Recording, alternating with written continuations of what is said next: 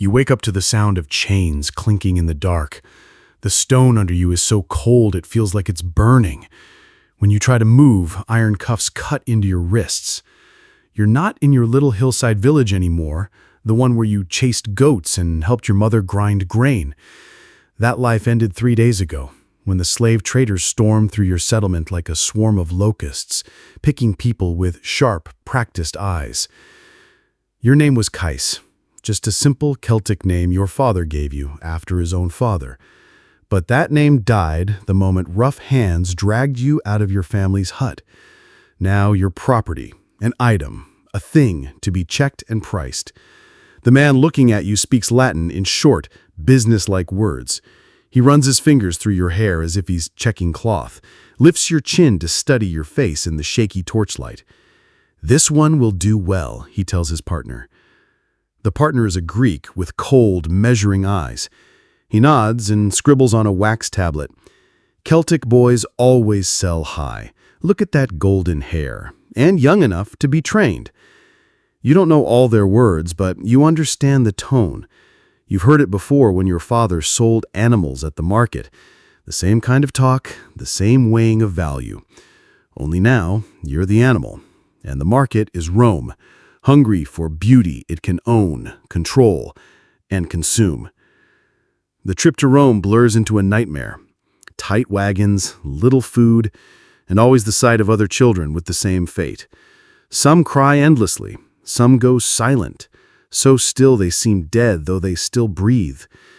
A few, the ones that scare you most, are already learning Latin, already trying to please the guards with small acts of obedience. But the real horror begins when you finally reach the Roman slave markets. It's nothing like the chaos you pictured. No, it's neat, controlled, and terrifyingly efficient. The markets that deal in what Romans call delicati, the delicate ones, run like a military plan, but dressed up like an art show. First, they bathe you. They scrub until your skin glows pink. Then they oil you with perfumes that smell like flowers you've never even seen. A man trims and styles your hair, his hands moving fast, like he's done this hundreds of times before. They dress you in a plain white tunic, one that makes you look young and innocent. A costume designed to spark very specific desires in the buyers. The inspection is cold and humiliating. Buyers walk around you like wolves, judging prey. They speak about your strengths and flaws, not once pretending you're human. They check your teeth like you're a horse, scan your skin for marks, and measure your arms and legs as if you're marble for a statue. Some try broken Celtic words on you to test if you'll follow orders. Others study your reactions. Do you flinch when touched? Do you cry? Or have you already learned how to hide it? The man who buys you is Marcus Lucallus. He's in his 40s, a bit soft from easy living, but sharp-eyed. He inspects you like a collector, running his hands over your arms and shoulders, tilting your face toward the light. When he speaks to the dealer, it's with the calm authority of someone used to taking whatever he wants. "How old?" he asks, though he already knows. 12, maybe 13, the dealer replies. "Young enough to train, old enough to be interesting. Look at that bone structure. He'll keep his looks for years before you need a replacement." The casual way they mention replacing you hits like a punch. You're not just sold into slavery. You're sold into a system where your worth will fade and your end is already written. The deal closes as easily as buying bread. Money changes hands. Papers are signed. Suddenly, you belong to Marcus Lucallus as much as his sandals or his toga. He doesn't speak to you. Slaves don't deserve conversation. Instead, he gives orders to an older, well-dressed man who will take you to your new home, the villa. And when you see it, it's more beautiful than anything you could have dreamed of back in your village life. Marble floors shine beneath your feet, filled with tiny mosaic patterns. The walls are painted with myths, and the gardens are full of rare plants that smell so sweet they make your head spin. But all this beauty feels dark once you realize it's made to hold you captive. Every pretty detail is just part of a stage, and you're expected to play a role you never chose. Your training starts right away. The one in charge is Alexandros, once a favorite himself, now older, kept useful by managing his master's group of beautiful boys. He isn't cruel, but his kindness feels distant, like someone who has learned not to care too much about those who will be replaced sooner or later. He explains that the master likes clever talk, so your lessons will cover Greek philosophy, Roman poetry, math basics, and music. Your body must stay pleasing, so your food will be controlled, and you'll bathe twice a day with oils to keep your skin soft. Most of all, you'll learn behavior, how to walk, how to sit, when to lower your eyes, how to look attentive without really seeming to listen when business is being discussed. The training is full and tiring. Mornings are for language lessons, not only Latin and Greek, but also the careful tones and phrases suited for different people. You practice how to greet a senator differently than a merchant, how to sound respectful without groveling, how to show wit without making the master feel overshadowed. Afternoons are for culture. You memorize long poems, not because you love them, though sometimes you do, but because you may be asked to perform them for the master's amusement. You study the myths behind the villa's artwork, learning how to explain meanings while never sounding too clever or independent. Music comes next, and for a moment you find comfort. The lyre answers your fingers with notes that carry you outside the marble walls. For a little while you lose yourself in pure sound. But even here there's no escape, because every song you learn is chosen for how it will delight the master during private hours. Physical training follows, though it's nothing like real exercise. It doesn't build strength or stamina. Instead, it keeps you soft and youthful, the way you looked when first bought. Herbs are slipped into your meals, oils rubbed into your skin, and physicians treat you to slow the marks of growing older. The mind training is worse than the body training. Step by step, they chip away at who you used to be. Your real name is banned. You're now Ganymede, named after Zeus's beautiful captive. Your old memories are brushed off as silly illusions. They tell you your past life was a dream, and this is your real fate. The cruelest lesson is that your worth depends only on keeping the master happy. If you succeed, you're praised. If you fail, you're nothing. That idea is hammered in again and again. Rewards when you obey, quiet threats when you resist. The other boys are both your friends and rivals. Alexis, a Syrian boy with dark eyes, has been here 6 months. He's skilled at surviving and teaches you tricks, how to use makeup to highlight your features, how the master likes his wine prepared, which questions to avoid, and which topics are forbidden. Then there's Dionysos, a Greek boy who has served for 3 years.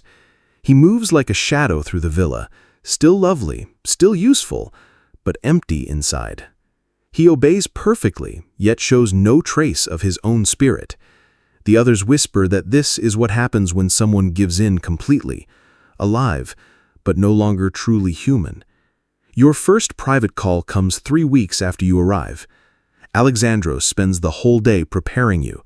He picks a tunic that makes you look slim, arranges your hair to shine in the lamplight, and uses soft makeup that enhances your youth without looking fake. He tells you how to walk into the room, where to stand, how to answer without seeming too eager or too cold. And before you go, he fixes one last detail of your appearance and reminds you firmly, you exist for his pleasure. Your thoughts, your feelings, your wishes, they don't matter at all. What matters now is that you give him whatever he wants in the moment. Sometimes that means talking. Sometimes it means sitting quietly beside him.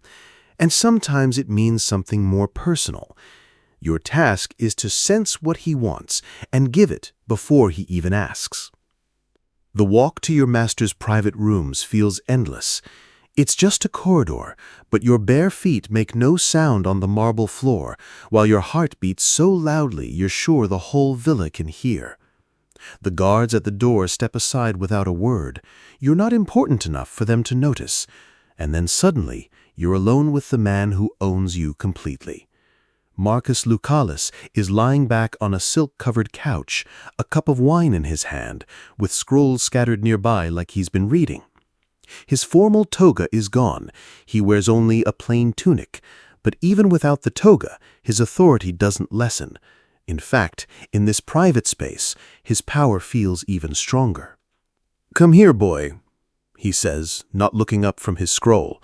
His voice is not kind, not cruel, just flat, the way someone would call a servant or a dog. You walk forward slowly, unsure how close he wants you. You stop just beyond his reach until he motions for you to come nearer. "Turn around," he orders. You obey, moving carefully so he can study you from every angle. His eyes inspect you with the same sharp focus he used at the slave market, checking the results of your weeks of grooming and training. When he nods in approval, you feel both relief and shame. Relief that you've passed, shame that your worth depends on his opinion of your looks. "Alexandros says you're Learning quickly," he remarks, setting down his wine and turning his full gaze on you. "Recite something for me. Something Greek. I want philosophy." You begin a passage from Plato's Symposium, one you memorized perfectly. As you speak, you watch his face for clues, adjusting your tone to match his mood.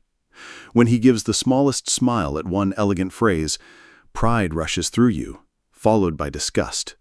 You're starting to crave his approval, exactly as you were trained. "Lovely," he says when you finish. "Your accent needs work, but that will improve. Sit beside me. No, closer. I want your warmth while I read." The next hour feels strange, a closeness unlike anything you've known.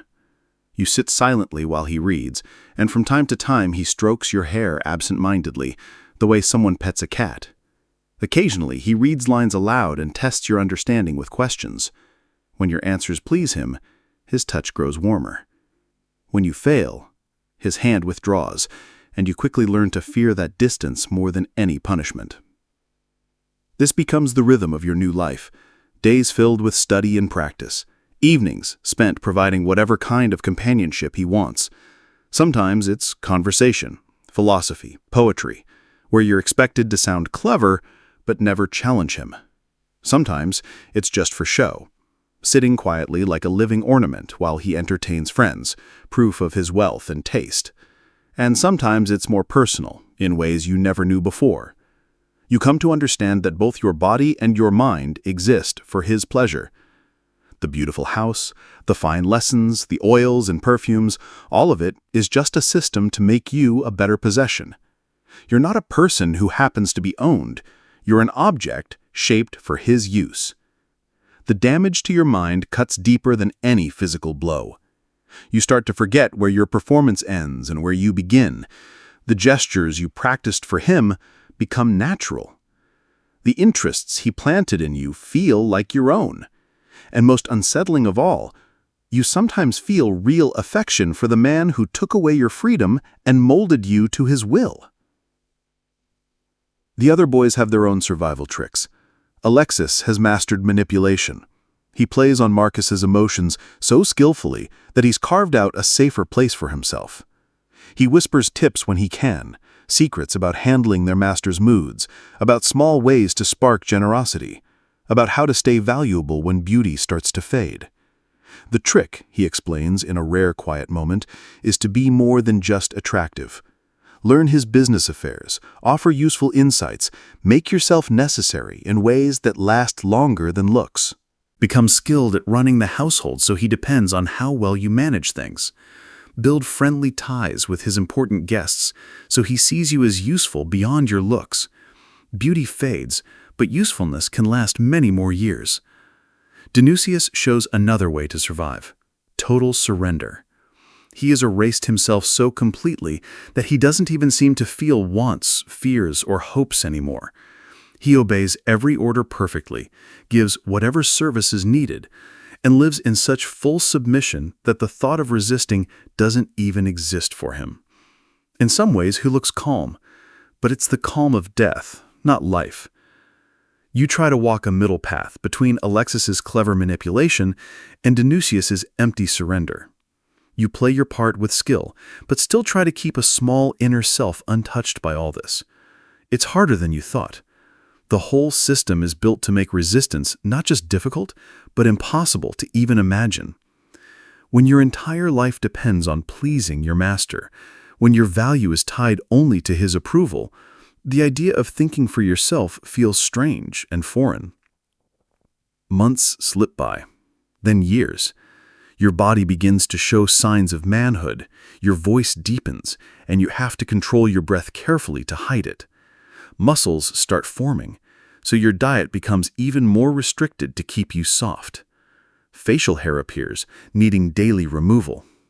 Each change makes you worry about whether you're still useful. Meanwhile, the household keeps shifting as new boys arrive and older ones are removed. You see the whole cycle, the terror of the newcomers, their slow adjustment, their games to gain favor, and finally their disposal when they grow too old to hide it. Some are sold elsewhere, some freed with small payments, others vanish without explanation. Your relationships with the other boys grow complicated. Real friendships mix with bitter rivalry. You support each other, warn about your master's moods, and give comfort during moments of despair. But you also compete for attention, because being the favorite means better treatment and more security. The outside world still exists, but it barely touches you. You hear of wars, politics, and social changes, but they feel far away, like myths. Your world has shrunk to the villa's walls, and your thoughts are tied only to surviving inside them. Sometimes memories sneak in.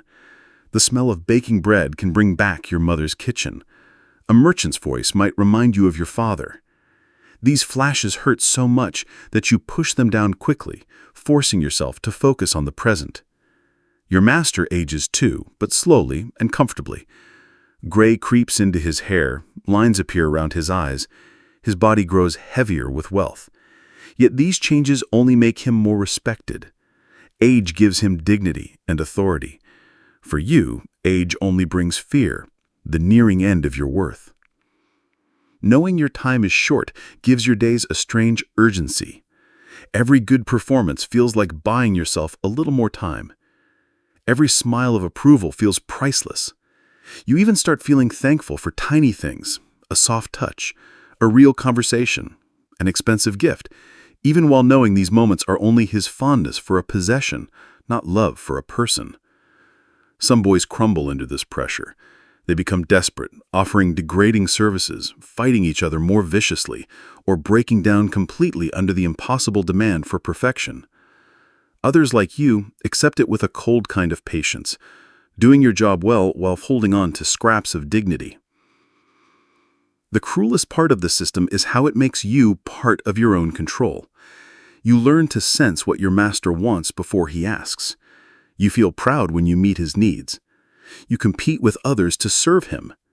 The training runs so deep that you take in not just the habits, but the values of those who own you. You start measuring yourself by their standards, finding your identity in their approval. After years of this, it feels like a twisted form of Stockholm Syndrome. Freedom no longer feels possible, or even imaginable. And when you hear stories of slaves who try to escape, your first reaction isn't admiration, it's confusion. Where could they even go? How would they stay alive? What identity could they have outside the roles they've been shaped to play? The system doesn't just chain your body, it takes over your imagination, making life beyond captivity feel impossible to picture. Still, even inside this total control, little acts of resistance are possible. You hold on to fragments of your old language, though you never dare speak it. You keep memories of your family, though you rarely let yourself think about them. Most importantly, you keep some quiet awareness that this life is not your only possible self. Even if you can't see another way, you know deep down that this isn't all of who you are. The end, when it comes, happens with the same quiet efficiency as the beginning. Your master's attention shifts to younger boys, and your growing maturity make you less fit for the role you once filled. There's no big scene, no dramatic farewell, just a calm conversation with Alexandros about where you'll go next. He explains with his usual cool professionalism that your master has arranged for your freedom. You'll receive a small inheritance and letters of recommendation for work in a senator's household. Your schooling and manners, he says, make you fit for jobs like teaching or administration. The irony stings. All your years of exploitation have given you skills that now make you useful in the respectable world, but only because they were forced on you through years of abuse. Your learning in languages, literature, and fine manners opens doors, but every chance you get reminds you of how you earned them. Your politeness and instinct to obey make you the perfect assistant, but those qualities were drilled into you through constant conditioning. Freedom, when it finally comes, doesn't feel like liberation. It feels like being lost. After so many years of having your days planned and your choices made, the sudden need to decide for yourself is crushing. You've been trained to predict what others want so much that you can barely recognize what you want. The world outside the villa is wide and full of chances, but you have no map for living in it as your own person. The boys you leave behind show you all the possible futures. Some will manage, turning their survival skills into real success. Some will stumble, unable to function without the strict structure they got used to. A few will never leave, instead becoming like Alexandros, aging into roles that keep the system alive.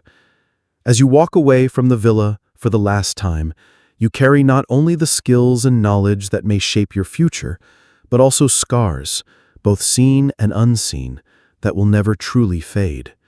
Your story becomes one of many thousands that Rome's historians ignored, voices silenced by a world that wanted to remember its glory, not its shame. The empire that created this system eventually fell, but only after generations of boys passed through its cruel machinery of desire. Their names are gone, their lives are dismissed as side notes to bigger tales of conquest and culture. Yet their pain was real, their strength was remarkable, and their stories deserve to be remembered as more than just the price paid for Roman luxury. In the end, you are both victim and survivor, shaped by forces you never chose, but not fully erased by them. The boy taken from a Celtic hillside and the man who later walked free from a Roman villa are joined by one unbroken thread of identity. That thread, no matter how thin, is the core of human dignity that even the most powerful systems of exploitation cannot fully destroy. The marble halls now stand empty. The golden doors have fallen apart, and the empire that once made such cruelty normal has long turned to dust. But remembering these voices, acknowledging the human price behind what history calls civilization, honors not only their suffering, but also our duty to notice the same patterns in our own time. The faces change, the methods shift, but the core remains.